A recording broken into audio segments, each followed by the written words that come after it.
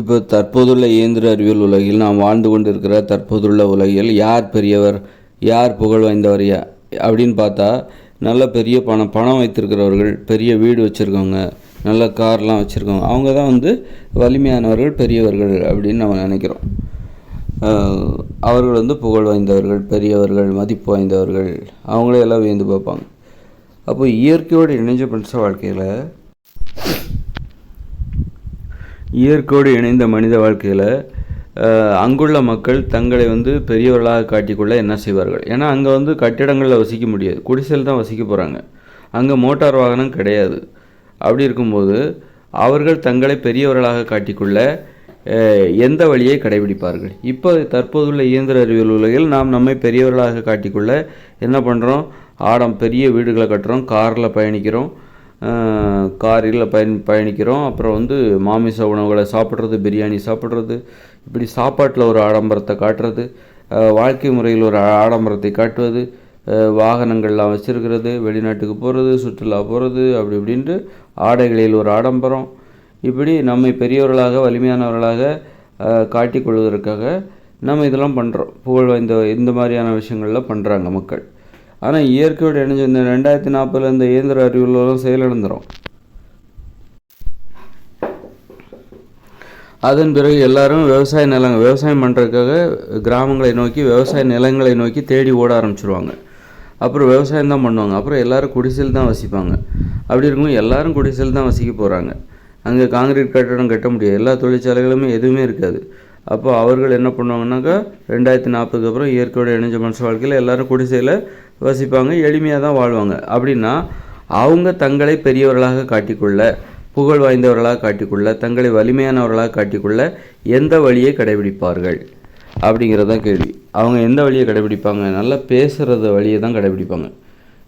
நல்லா பேசுவாங்க. இப்போ கூட 20-30 வருஷத்துக்கு முன்னாடியே எல்லாருமே வீடெல்லாம் பார்த்திங்கன்னா அதாவது ஏற்றத்தாழ்வுகளே இருக்குது. வீடுகளே எல்லாம் ஒற்றுமையாக ஒரு 30 வருடங்களுக்கு முன்பு இந்த உலகத்தில் பார்த்திங்கன்னா பெரும்பாலான மக்கள் ஒரே மாதிரியான வீடு தான் கட்டியிருந்தாங்க. ஒன்று குடிசையாக இருக்கும், இல்லைன்னா ஓட்டு வீடாக இருக்கும். காங்கிரீட் வீடுகள்லாம் வரவே இல்லை 30 வருஷத்துக்கு முன்னாடிலாம். ஒரு 30-40 வருஷத்துக்கு முன்னாடி காங்கிரீட் வீடு இல்லை, ஆனால் மச்சு வீடெல்லாம் இருந்தது.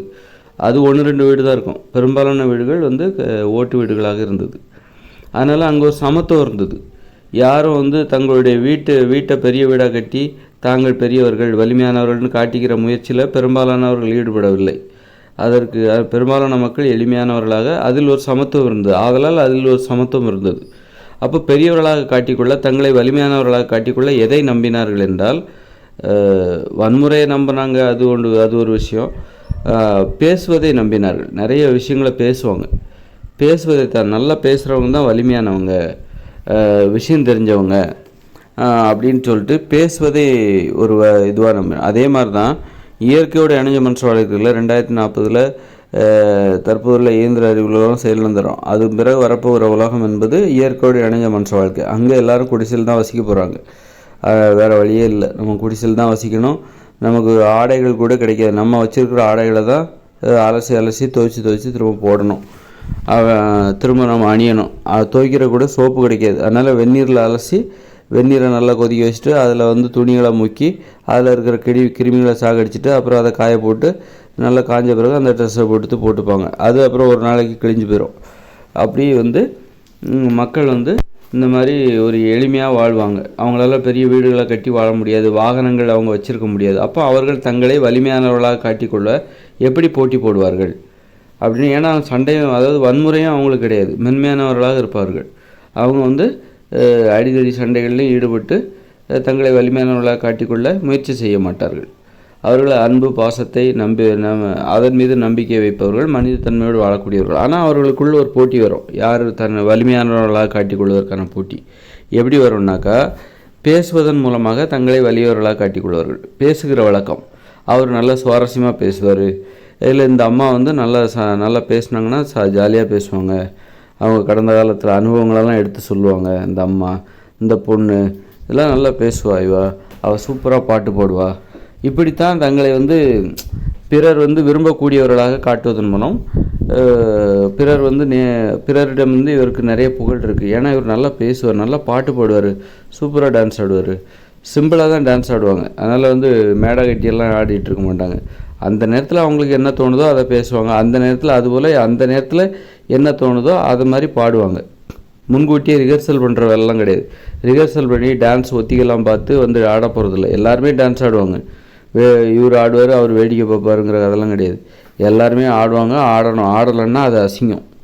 அதனால் ஆடுறவங்க தான் திறமையானவங்க. அது மாதிரி அப்போ எல்லாருமே ஆடுவாங்க. ஆடுவதற்கான போட்டி, பாடுவதற்கான போட்டி எல்லார்கிட்டையுமே நடக்கும். பேசுவதற்கான போட்டி எல்லார்கிட்டையுமே நடக்கும். இந்த வேடிக்கை பார்க்குற கதையே கிடையாது. எல்லாருமே களத்தில் இறங்கி ஆகணும். எல்லாருமே மேடை ஏறியே ஆக வேண்டும். எல்லாருமே தங்களுடைய மேடெல்லாம் அங்கே போட மாட்டாங்க. மேடை அவர்கள் வாழ்கிற அந்த ஊர் தான் அவர்களுக்கான மேடை. அது எங்கே வேணாலும் அவர்களுடைய திறமையை மற்றவர்களை வெளிப்படுத்துவார். ஒருவருக்கொருவர் தங்களுடைய திறமையை வெளிப்படுத்தி அவங்க பாடுவாங்க. அது திறமையை வெளிப்படுத்துறது தானே. ஒருத்தர் பாடுறாருன்னா அது என்னது, அது திறமையை வெளிப்படுத்துகிறாரு அப்படின்னு தான் அர்த்தம். அதை போய் மேடை போட்டு தான் திறமையை வெளிப்படுத்தணும். 10-20 செலவு பண்ணி மேடை போட்டு தான் அப்புறம் சீரியல் பல்பு டியூப் லைட்லாம் கட்டி பந்தல்லாம் போட்டு தான் அவர் திறமையை வெளிப்படுத்தணுமா? அப்படி கிடையாது. நம்ம சாதாரணமாகவே வெளிப்படுத்தலாம். சாதாரணமாகவே நம்ம பார்க்குறவங்ககிட்ட பேசுகிற நண்பர்கள்கிட்ட அல்லது ஒரு பாட்டி தன்னுடைய பேரண்ட்டை பாட்டு போடுவாங்க, கதை சொல்லுவாங்க.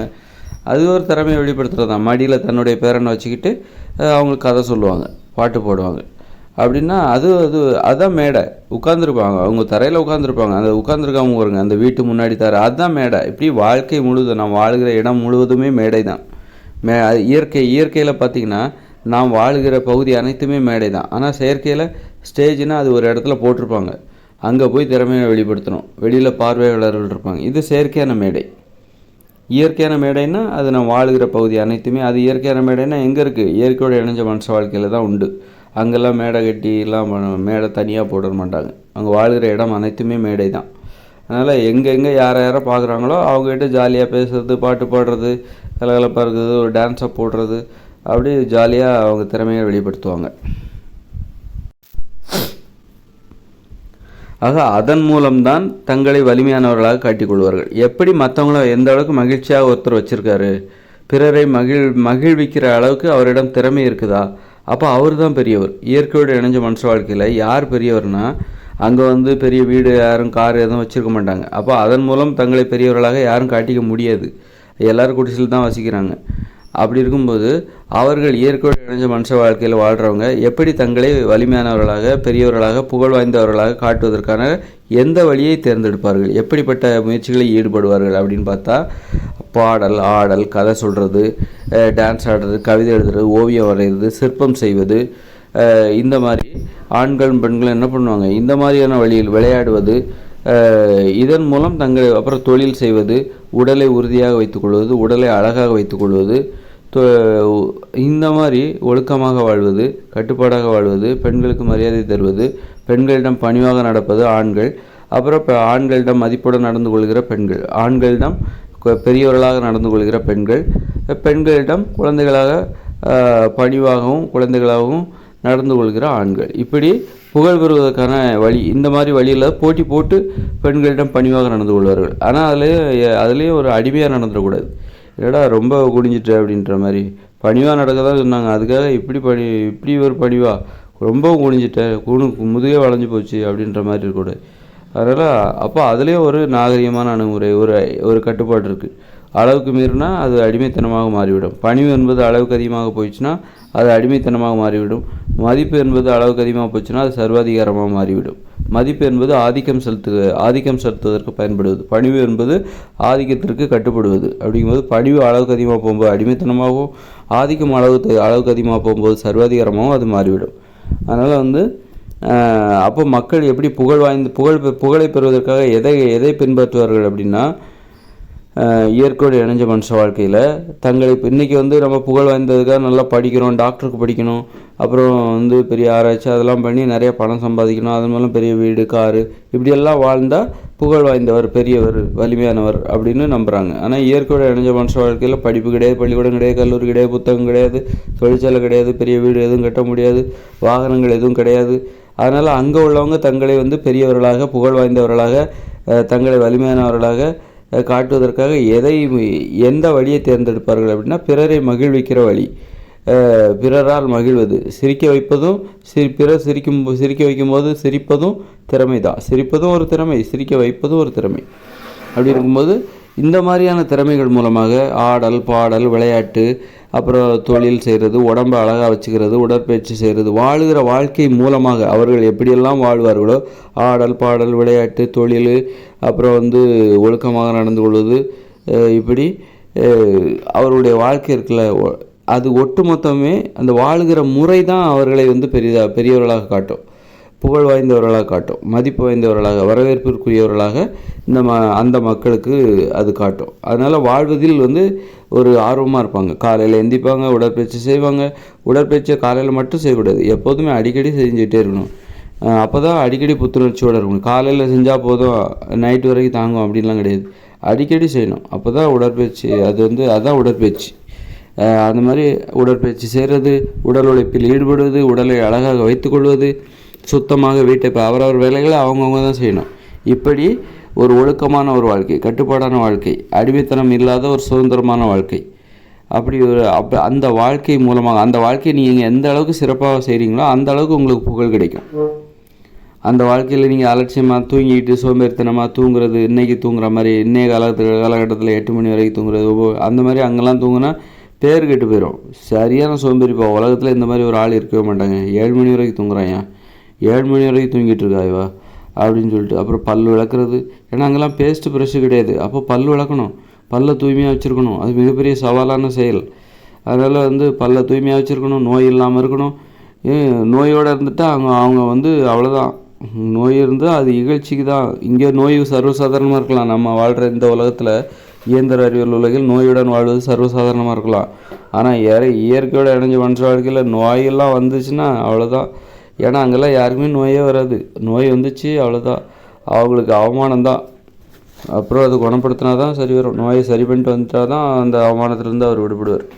அந்த மாதிரி ஆரோக்கியத்தோடு வாழ்வது, ஆடல், பாடல், விளையாட்டு, இந்த மாதிரி ஒட்டுமொத்தமாக குடும்பம், காதல், குழந்தைகள் மீது ஆசையாக இருப்பது, பாசமாக இருப்பது, முதியவர்கள் மீது அப்பா அம்மா, முதியவர்களாக இருக்கும் பாட்டி, அவங்களெல்லாம் குழந்தைகளை போல பார்த்துக்கிறது. இதன் மூலம்தான் அவர்கள் புகழ் பெறுவார்கள். புகழ் பெறுவதற்கான ஒரு வழியாக இதைத்தான் நம்புவார்கள். போட்டி போட்டு தன்னுடைய பாட்டியை பார்த்துப்பாங்க, தாத்தாவை பார்த்துப்பாங்க. அவங்க படுக்கையில் கிடப்பாங்க, ஆனால் குழந்தை மாதிரி பார்த்துப்பாங்க, நல்லா கவனிச்சுப்பாங்க. சாகும்போது கூட அவங்க மனம் ஓனாத அளவுக்கு, அந்த அளவுக்கு மரியாதையோடு பார்த்துப்பாங்க. இதுதான் வாழ்க்கை. இந்த வாழ்வதன் மூலமாகவே வாழ்க்கையே ஒரு மேடை. இது எல்லாமே ஒரு பெர்ஃபார்மன்ஸ் தான். இது எல்லாமே திறமையை வெளிப்படுத்துகிற ஒரு நடைமுறை தான். ஒரு முதியவரை எப்படி பார்த்துக்கிறீங்க, ஒரு அம்மாவை எப்படி பார்த்துக்கிற, அம்மா கிட்ட எப்படி நடந்துக்கிற, ஒரு அம்மா தன் பிள்ளையிடம் எப்படி நடந்துக்கிறாங்க, ஒரு அப்பா எப்படி நடந்துக்கிறாரு, பிள்ளைகளை எப்படி பார்த்துக்கிறாங்க, பேர பிள்ளைகளை எப்படி பார்த்துக்கிறாங்க, அப்படி இது எல்லாமே ஒரு மேடையில் போய் ஒருத்தர் திறமையை வெளிப்படுத்துகிறாருல, அப்போ மேடையில் போய் தான் திறமையை வெளிப்படுத்த. நம்ம வாழ்கிற வாழ்க்கையே மேடை தான். இந்த வாழ்கிறோம்ல, வீடு ஒரு மேடை, தெரு ஒரு மேடை, வயல்வெளி ஒரு மேடை. வயலில் போனால் அங்கே நம்ம வேற ஒரு ரோல், அங்கே ஒரு தொழிலாளி, நம்ம ஒரு விவசாயி. அப்புறம் குடும்பம்னு வரும்போது அங்கே நம்ம ஒரு குடும்பஸ்தன், ஒரு குடும்பஸ்தி, அப்பா அம்மா அப்படிங்கிற ரோல். பிள்ளைகள்னால் பேரன் அல்லது மகன், மகள், அக்கா, தங்கச்சி அப்படிங்கிற அந்த கதாபாத்திரம். இப்படி வாழ்க்கை முழுவதுமே ஒரு மேடை தான். இதுதான் இயற்கையான மேடை. அப்போ வாழ்க்கை முழுதும் மேடைனா எவ்வளோ கவனமாக வாழணும் பாருங்கள். மேடையில் தான் நடிப்பாங்க, அரசியல்வாதிகள்லாம் மேடையில் நடிப்பாங்க. ஆனால் தனிப்பட்ட வாழ்க்கையில் கொள்ளையடிப்பாங்க, ஊழல் பண்ணுவாங்க, திருடுவாங்க. அப்புறம் ஒரு பாலியல் உறவில் ஒரு கட்டுப்பாடு கிடையாது, ஏமாற்றுவாங்க. இந்த மாதிரி மக்களை ஏமாற்றுவாங்க. ஆனால் இயற்கையோடு இணைஞ்ச மனுஷ வாழ்க்கையில் அவங்க என்ன நினைப்பாங்க அப்படின்னா, நாம் வாழ்கிற இந்த வாழ்க்கையே ஒரு மேடை.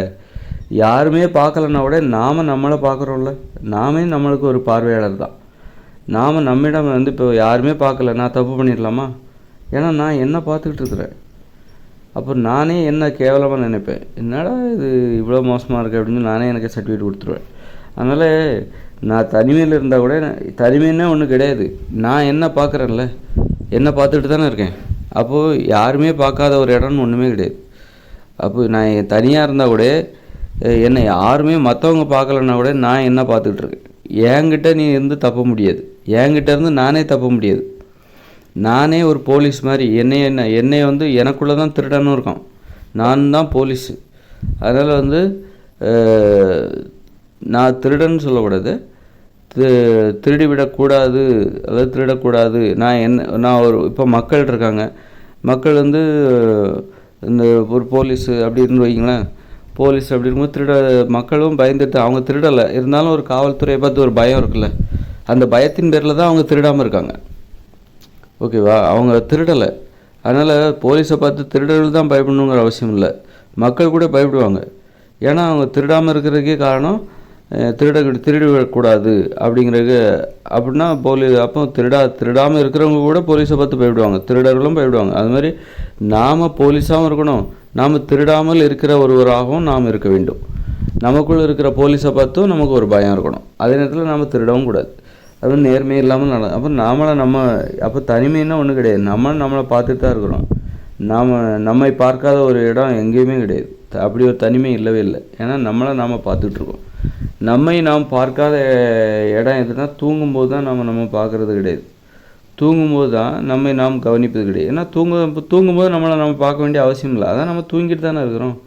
விழித்திருக்கும்போது தான் நம்ம பார்க்கணும், இவனை கண்காணிக்கணும். விழித்து கொண்டு இருக்கும்போது தான் இவன் எதாவது தப்பு பண்ணுவான் அப்படின்னு சொல்லிட்டு நம்மளே பார்க்க வேண்டிய அவசியம் இருக்குது. நமக்குள்ளே இருக்கிற போலீஸு நம்மளை முழிச்சு பார்த்துட்டு, நாம் தூங்கும்போது நமக்குள்ளே இருக்கிற போலீஸும் தூங்கிடுவார். அப்போ தான் நமக்குள்ளே இருக்கிற போலீஸு தூங்குறதுக்கான நேரமே வாய்ப்பே அவருக்கு வருது. அப்போ நமக்குள்ளே இருக்கிற அந்த நாம் இருக்கோம்ல, நாம் தூங்கும்போது தான் நம்மை கண்காணித்து கொண்டே இருக்கிறார்ல, அவரும் தூங்குறார். நமக்குள்ளே இருக்கிற ஒரு திருடர் கிடையாது, திருடக்கூடாதுன்னு நினைக்கிற ஒரு பொதுமக்கள் மாதிரியான ஒரு ஆள், அவரை தான் இந்த போலீஸ் வந்து. அப்போது போலீஸ்க்கு எப்போ வேலை குறைவு அப்படின்னா, திருடர்கள் இருக்கும்போது, திருடணும்னு நினைக்கும் போது போலீஸ்க்கு வேலை. திருடக்கூடாதுன்னு நினைக்கிறாங்கன்னு வச்சுக்கோங்க, மக்கள் அனைவருமே திருடக்கூடாது, நேர்மையாக இருக்கணும்னு நினைக்கிறாங்கன்னு, அப்போ போலீஸுக்கும் வேலை இல்லை. ஆனால் போலீஸ் வந்து இருப்பாங்க, அதுக்காக போலீஸ் வேலையை விட்டு போயிட மாட்டாங்க. அது மாதிரி நமக்கும் ஒரு திருடக்கூடாதுன்னு எண்ணம் இருக்கணும். நம்மை கண்காணிக்கிற ஒருவர் போலீஸுங்கிறது நமக்குள்ளே இருக்கணும். அப்போ அதான் ஒத்துழைப்பு. ஒரு மாணவன்கிற படிக்கிறவனாக இருக்கணும், அப்போ தான் அந்த ஆசிரியரால் ஒழுங்காக பாடம் நடத்த முடியும். படிக்கவே கூடாது, சும்மா தேவையில்ல வேலை பார்க்கணும் அப்படின்னு நினைக்கிற மாணவரை வந்து கண்டிப்பாக ஒரு ஆசிரியர் வந்து பாடம் கற்பிக்கவே முடியாது. அதனால் ஒத்துழைப்பு என்பது தேவை. நாமே ஒத்துழைப்பு கொடுக்கணும். நமக்குள்ளே ஒரு போலீஸ் இருக்கார். அப்போ அப்படி இருக்கும்போது போலீஸ் தான் இருக்கார், அவர் கண்டுபிடிக்கட்டும் என்ன அப்படின்னு சொல்லிட்டு நான் திருடனாக இருக்கலாமா? இருக்கக்கூடாது. எனக்குள்ளே இருக்கிற போலீஸுக்கு நான் முதல்ல ஒத்துழைப்பு கொடுக்கணும். என்னை வந்து அவர் கண்காணிப்பார், இது தப்பு, எனக்கு ஆனால் ஒன்றும் தெரியாது, அதாவது ஒன்றும் தெரியாதுன்னா நிறைய விஷயங்கள் எனக்கும் தெரியாது, நானும் வாழ்க்கையில் புதுசாக கற்றுக்கிட்டு இருப்பேன். அப்படி இருக்கும்போது என்னை வழி நடத்துகிறவர் தான் அந்த போலீஸு. நான் வந்து என்னை பாராட்டுவார், நான் நல்லது செய்யும்போது என்னை பாராட்டுவார், ஒரு தப்பு செய்யும்போது இதை செய்யாதன்னு எனக்கு சுட்டி காட்டுவார். அவருக்கு எல்லோரும் தெரியும், அவருக்கு ஓரளவுக்கு தெரியும், என்னை விட அதிகமாக தெரியும்னு வச்சுக்கோங்க எனக்குள்ளே இருக்கிற அந்த போலீஸ்க்கு. அப்போ வந்து நான் அவருக்கு ஒத்துழைப்பு கொடுக்கணும். அதுதான் வந்து அப்போ எனக்கு திருடன் நோக்கம் இருக்கக்கூடாது, நானும் வந்து நல்ல வழியில் போகணும், நேர்மையாக இருக்கணும்னு தான் நினைக்கணும். எனக்குள்ளே இருக்கிற போலீஸுக்கு நான் கொடுக்குற ஒத்துழைப்பு அதுதான். எனக்குள்ளே இருக்கிற போலீஸே நான் இப்போ திருடர்கள் இருக்காங்க, ஊழல் செய்கிற அரசியல்வாதி, இவங்கெல்லாம் எப்படின்னா அவங்களுக்குள்ளே இருக்கிற ஒரு போலீஸ்காரங்களை ஏமாத்துறாங்க. அவங்க மற்றவங்கள ஏமாற்றலை, இந்த ஊர் உலகத்தை ஏமாற்றலை, அவங்களுக்குள்ளே இருக்கிற ஒரு போலீஸை ஏமாத்துறாங்க. அப்போ அந்த அவங்களுக்குள்ளே இருக்கிற போலீஸ் இருக்குல்ல, அவங்களால ஒன்றும் பண்ண முடியாது.